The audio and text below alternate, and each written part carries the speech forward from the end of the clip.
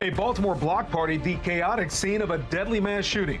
We have team coverage of the investigation as police search for suspects, as the victim's family calls out the city over the lack of security. And they're making excuses, and I'm not buying it. Then tensions run high as thousands are set to flock to the Inner Harbor. I think that's going to deter a lot of people from stepping out. The increased police presence you could see at tomorrow night's celebrations. Plus, we dive into laws that failed to pass in Annapolis that some say would hold firearm offenders accountable and reduce gun crimes. Promises to improve education from Baltimore County's new school superintendent. Fox 45 News Project Baltimore questions if she'll bring transparency to the school system. As rain and storms move out overnight, I'm breaking down what to expect tomorrow night for your 4th of July fireworks. Live from WBFF in Baltimore, this is Fox 45 News at 10. We're just like on adrenaline right now because we hardly eat, we cry a lot. It's like a bad dream. We're not doing good. Well, the grandmother of a recent high school graduate who was killed in this weekend's mass shooting speaks to Fox 45 about the tragedy, saying the shooting could have and should have been prevented. Thank you for joining us. I'm Kai Jackson. And I'm Mary Bubala. Fox 45 News was the first on the scene of that mass shooting where 2 people were killed, 28 others injured. And tonight we continue our comprehensive team coverage on the shooting and ongoing investigation, starting with Keith Daniels, who spoke with the victim's family tonight. Keith? Well, Kai and Mary, we reached out to the parents of one of the individuals killed in that shooting, the husband and wife devastated over what happened to their daughter. And so tonight, it's the grandmother who's speaking out.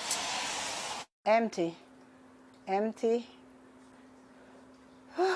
Empty, very empty. For Beulah Jones, the bright light of the family has been dimmed permanently. A beautiful human being. A gem. Her granddaughter, 18-year-old Aaliyah Gonzalez, warm-spirited, loving, sensitive, she says, shot and killed in Sunday's mass shooting in South Baltimore. The grandmother told by a relative of the loss. I said, please tell me. And she said, your granddaughter is dead. My life changed right there. I'll never be the same. I just started screaming. Gonzalez and 20-year-old Kylis Fagbini were fatally wounded in that shooting, 28 others injured after a block party on Gretna Court in the Brooklyn Homes apartment community. More than half the victims, minors, the youngest, 13. Jones angered by what happened. If they had police presence, even 2 cars, even 2 police cars, if they were there, I'm almost certain this wouldn't happen. Whoever in charge of the police force dropped the ball and they're making excuses, and I'm not buying it. For now, no motive in the shooting. Investigators saying it's not clear if the victims were targeted.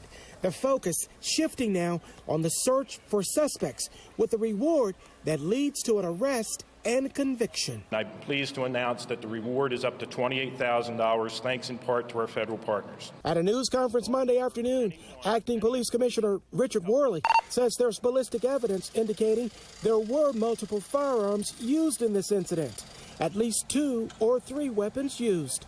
Police trying now to identify individuals they want to speak to, including a young person seen on social media taking a gun out of a backpack. Police saying anyone with a weapon at the party is a suspect until proven otherwise. And there is a public plea from Mayor Brandon Scott and police. We won't stop until we find those responsible and hold them accountable. We won't. With that said, we need the help of our residents and anyone that knows anything to come forward and say something. Right now, our detectives are still working through interviewing every one of the victims.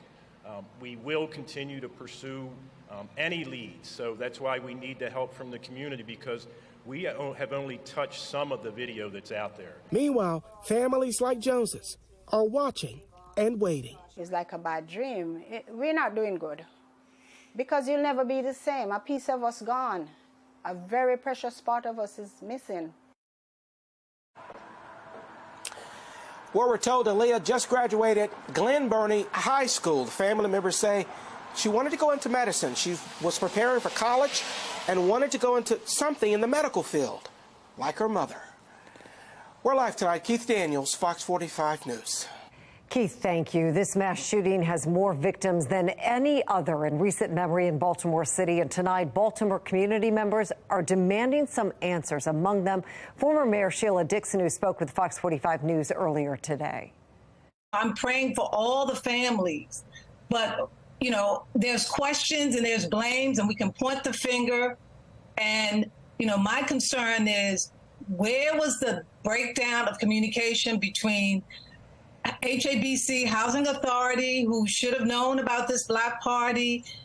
If it was on the street and the police heard about it earlier, why weren't they out there once they heard? Safe Streets, who was there? Maybe they won't call the police, but they should have called Muncie, so that Muncie then would have called the police, since Safe Streets doesn't deal directly with the police. But something could have been done. Well, the Brooklyn Block Party isn't a new event in Baltimore. Acting Commissioner Rich Worley says it's been happening for years. Police have stepped up patrols at past events, but not this time. Worley says that's because police didn't know about it. Well, the shooting was in a Safe Streets zone, and Safe Streets workers were there earlier in the night, but didn't tell the police about it. Fox 45's Mackenzie Frost presses city leaders about the communication breakdown. BPD says they didn't know that Brooklyn Day was happening, but some inside City Hall did because there were Safe Streets workers who were at the event earlier in the afternoon. We're trying to figure out why everyone inside City Hall wasn't on the same page. It's an all-hands-on-deck approach in Brooklyn Monday morning. That was not the case as Saturday night turned into Sunday and chaos erupting. The annual Brooklyn Day turned into a nightmare. When I first moved here, it was 1 or 2 altercations, but nothing at this magnitude. Despite hundreds of people gathering for the party, there was little to no police presence. Acting BPD Commissioner Richard Worley says the event was unpermitted, but that isn't necessarily why the safety unraveled. Last year, we found out about it 3 days ahead of time, and we were able to put together an ops plan. This year, we did not find out about it at all until the day of. During Monday's update, we pressed him for clarity. Can you give us a time frame as to when you did find out about it, or do you have any indication as to when the department found out? Yeah, it's the same. We are looking into that to find out when we found out. It was but no specifics. Several hours before the shooting. I can tell you that. Brooklyn Day happening year after year after year. But Worley says his department couldn't figure out when this year's event was taking place. Fox 45 News also learning members of the Brooklyn Safe Streets, located just blocks away from the event, were on hand during the day. The interim director of the Mayor's Office of Neighborhood Safety and Engagement telling Fox 45 3 to 4 incidents were mediated earlier on Saturday. Is it part of the Safe Streets protocol to relay that information to BPD if there is a potential threat that's possible at a large gathering like this? I don't know that Safe Streets would relay that. I would say there is some level of communication about any incidents that are outside of their purview. Former BPD Deputy Commissioner Jason Johnson echoing what appears to be a program operating without clarity. You know, whatever protocols they work under, I think, are a secret. So I don't know that those protocols exist. If that's part of the problem with this whole program is that it's done kind of in the dark, and we don't really know what the rules are. Those rules clearly not understood by everyone in City Hall. If BPD didn't know about this, but Safe Streets did, is that a breakdown in communication within the mayor's office and city government? Again, Mackenzie, I'll just say this. We know that folks want to make narratives about this situation. The reality is that this is an action of a few who decided to shoot people. Safe Streets was not there, as you heard, when it happened. Mayor Brandon Scott not answering the question about coordination, rather saying Safe Streets workers need to maintain their credibility in the community.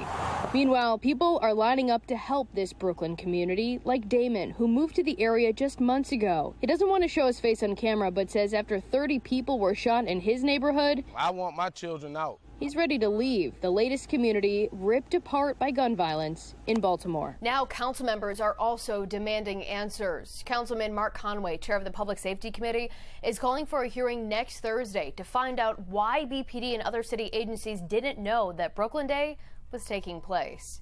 In the newsroom, Mackenzie Frost, Fox 45 News. The mayor didn't directly address concerns about the communication breakdown surrounding the case. Fox 45 News spoke with one crisis communication expert who says the city of Baltimore deserves more direct messaging from their leaders. There is a distinction between messaging and rhetoric.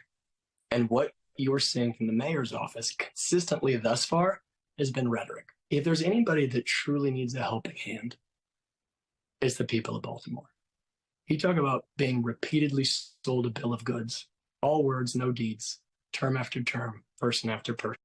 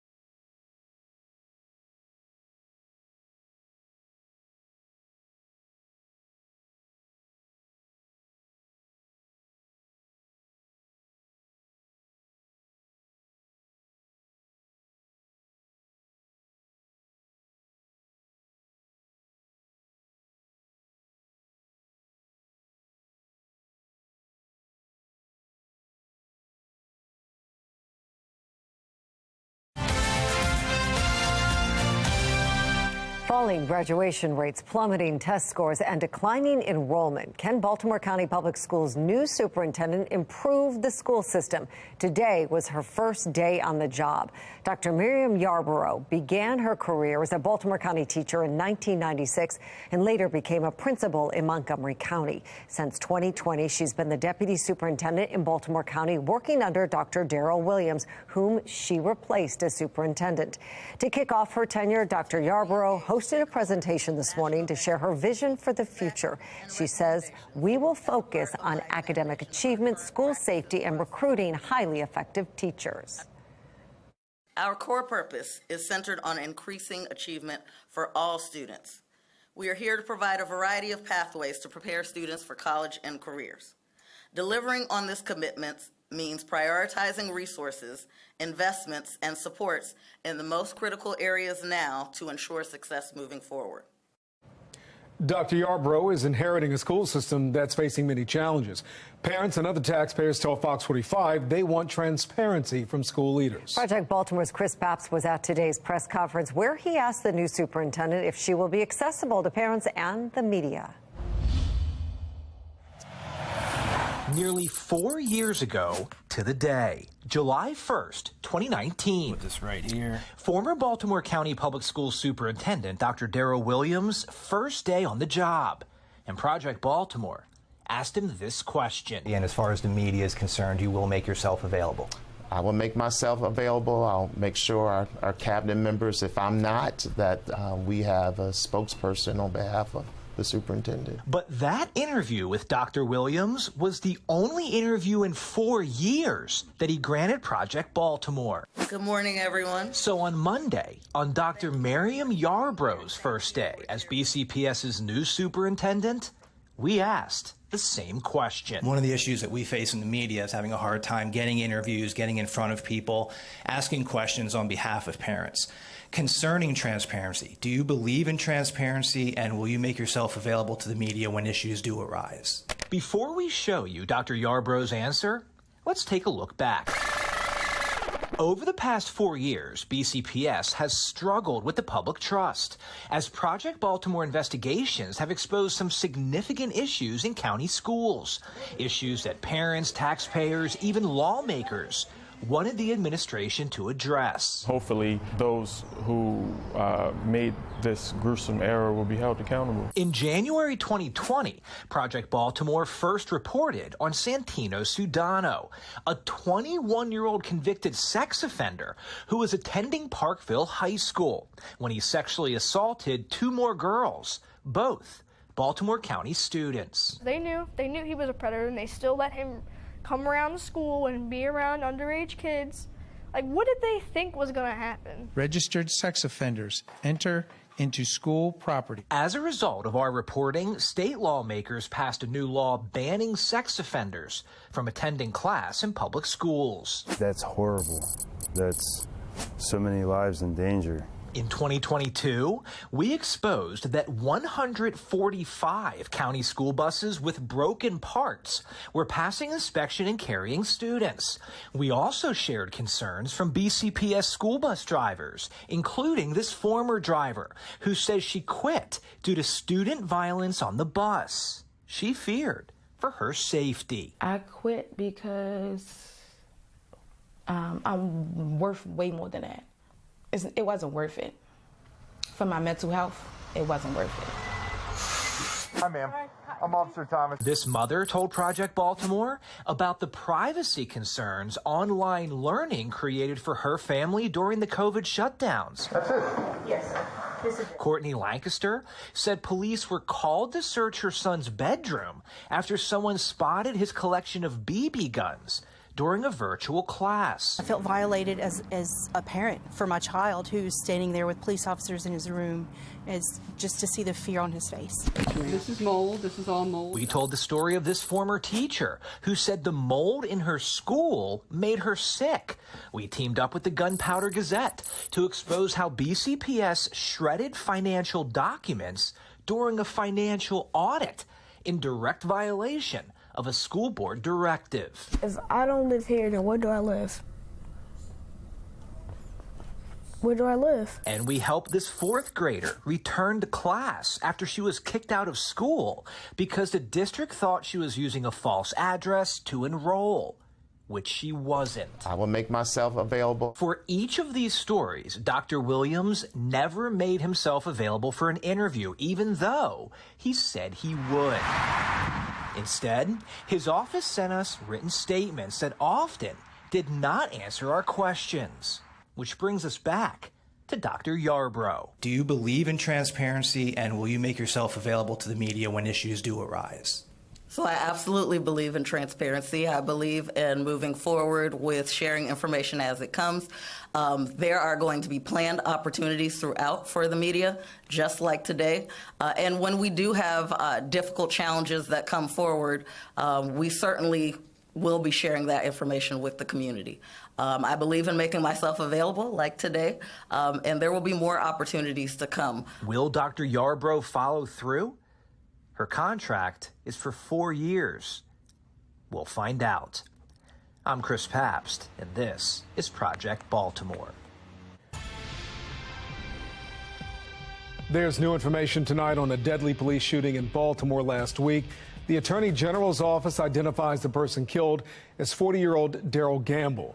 According to police, Gamble had a warrant out for his arrest when he was spotted by officers and fled. Police say that chase ended with the suspect firing at officers prompting them to fire back, killing him. The AG's office identified 5 officers who fired their weapon.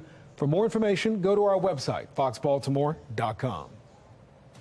Does responsibility fall on the federal government, where one Baltimore community leader is putting the blame after the mass shooting in Baltimore this weekend? He responded to Annapolis's mass shooting, but has not come to Baltimore following the shooting here. Some victims of this past weekend's mass shooting say Governor Moore should be here.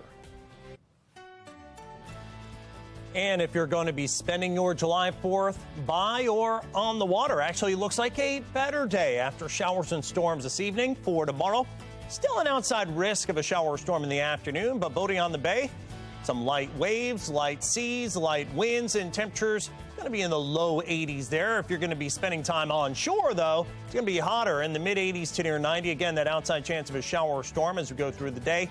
In the morning, though, parades and picnics should be A-OK. I'm going to let you know how it looks for the fireworks downtown coming up in my Weather Authority forecast.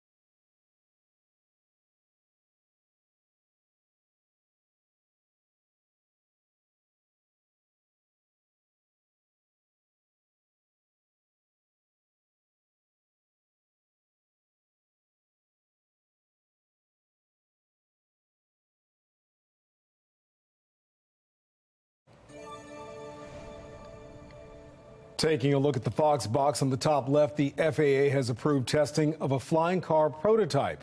The Aleph Aeronautics would retail for about $300,000 with a delivery date by the end of 2025 if found successful and safe. Top right, Israel has agreed to buy 25 new F-35 fighter jets from the U.S. at a $3 billion price tag. It comes amid heightened tension with Iran following an airstrike in Syria. The bottom left, new information shows Russia has paid the Wagner mercenary group almost $10 billion over the past year. They've been fighting on behalf of Russia in the war in Ukraine until turning against the Russian government in recent weeks. The group's founder is now in hiding. Bottom right, one New York City parent is criticizing the city's new mindful breathing program. Starting this fall, students will practice breathing exercise daily to improve mental and physical health. That parent claims it'll be a distraction. Good strict crime laws have prevented this past weekend's tragedy. The latest on how Annapolis lawmakers are responding to the mass shooting. And where is the governor? The frustration from Baltimore community members who feel West Moore is not giving the proper attention to the city's crime crisis.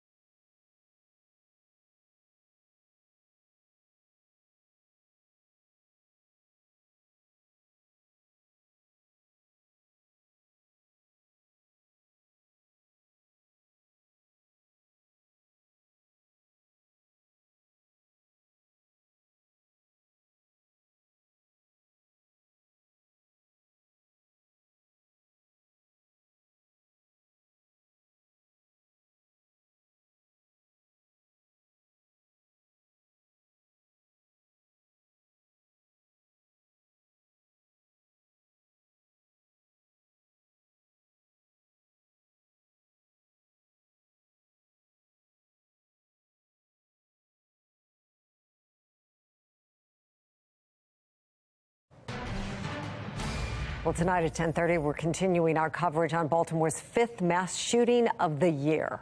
Community leaders and state lawmakers are demanding change after the violence, hearing the solutions on what needs to happen to keep people safe. The governor is making statements, but he's nowhere to be seen, pressing his office for answers on why he's willing to appear in Annapolis but isn't making the trip to Baltimore.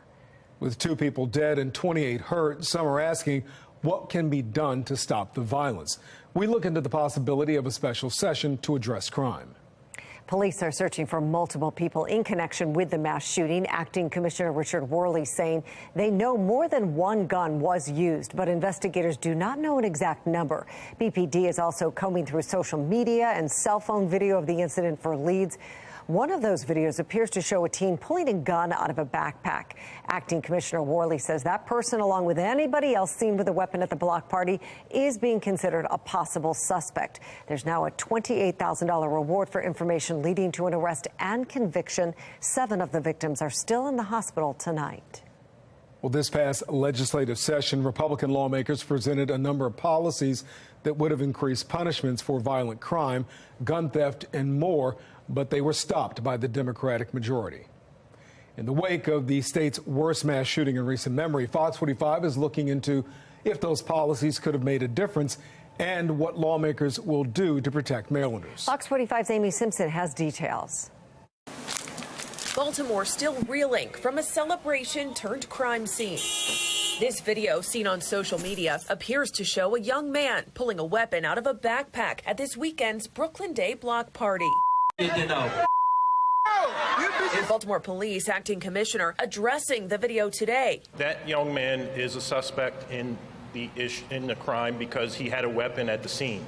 Anyone who had a weapon at the scene will be one of our suspects until we eliminate that they are not. Lawmakers on both sides of the aisle say they've seen the video too. The video that I was able to see was so fast, and I think that's the thing that was the scariest, is just how quickly, how many lives can get destroyed when guns are readily accessible. The law clearly states that people under 18 may not possess a handgun. Furthermore, it is illegal to carry a handgun unless you have a permit to do so. Office of Student Financial Aid. Some eyes now turning to Annapolis and what laws might have helped prevent this. Earlier this year, during the legislative session in Annapolis, Democratic lawmakers spent time and energy passing Senate Bill 1, which placed limits on legal gun ownership in Maryland. Well, I would hope that the public would look at that and see and know legal gun owners are not the problem. This is a problem with illegal gun ownership. That young boy who pulled that handgun out of a bag is illegal on so many fronts. Again this year, Republicans introduced the Violent Firearms Offenders Act, but that legislation never made it out of committee. And just hours after Sunday's mass shooting, We have a lot of laws on the books. Maryland Senate President Bill Ferguson said he thinks more laws wouldn't have helped. From what I gathered and saw, somebody that is willing to carry around a gun and then shoot up 30 people or several individuals, whether or not there's a new law passed in Annapolis isn't stopping that decision. All right. Meanwhile, Mayor Brandon Scott says Maryland lawmakers have passed some of the strictest gun laws in the country, instead blaming Congress. You're talking about a country where it is easier for a 14-year-old kid to order pieces together to put a gun together and go out and use it in commitments of a crime than it is for me to get Claritin D from CVS. That's what we should be talking about every day in this country until those folks take action. Amy Simpson, Fox 45 News. Among the 30 victims, 2 were killed. Multiple victims are still in the hospital tonight. Some of them are in critical condition. 14 of the people who were shot are minors. Now, that shooting, another instance of young people becoming victims of violent crime in Baltimore. Today, Fox 45 spoke with community leader Reverend Al Hathaway, who says if kids don't have a safe environment to grow, it can set them back for life, putting the blame for this incident on the housing authority. I think it really impacts them in a way because it really changes the way that they begin to think. They begin to think that they are victims or that they need to take actions to prevent themselves from becoming victims. But I don't want us to lose sight of what the real issue here. This is a housing authority property, Brooklyn Homes. The housing authority operates outside of city government. It reports directly to the federal Department of Housing and Community Development. This is really a federal issue, and I believe that we need to bring federal resources to bear because this was done on federal property. Hathaway went on to say kids will always be drawn outside to community events like this one late at night, and residents could consider bringing the housing authority to court and demand more protections. Well, the governor is one of the many local and state lawmakers or officials addressing the violence on social media. He tweeted today that everyone should feel safe in their own neighborhoods and that the state is helping local authorities in the investigation. However, the governor has not come to Baltimore so far to speak on the tragedy in person. Early last month, after an Annapolis shooting, Governor Moore appeared alongside local leaders and law enforcement the day after that incident in Annapolis.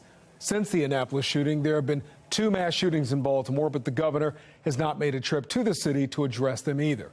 Fox 45's Rebecca Pryor looks into concerns about how state leaders like the governor treat violence in the city. My mom woke me up 4-something in the morning when I was asleep, saying that he was gone. I was like, what you mean he's gone?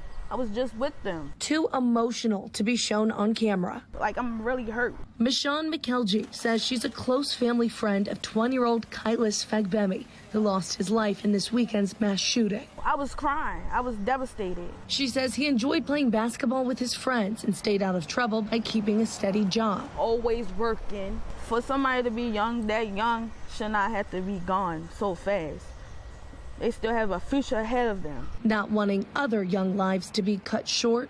Gun violence has to stop. McKelgie now questioning what our city and state leaders are doing to prevent tragedies like these. We have another adult female shot in the left leg. From happening again. It could be your kid, anybody's kid, their mother, anything.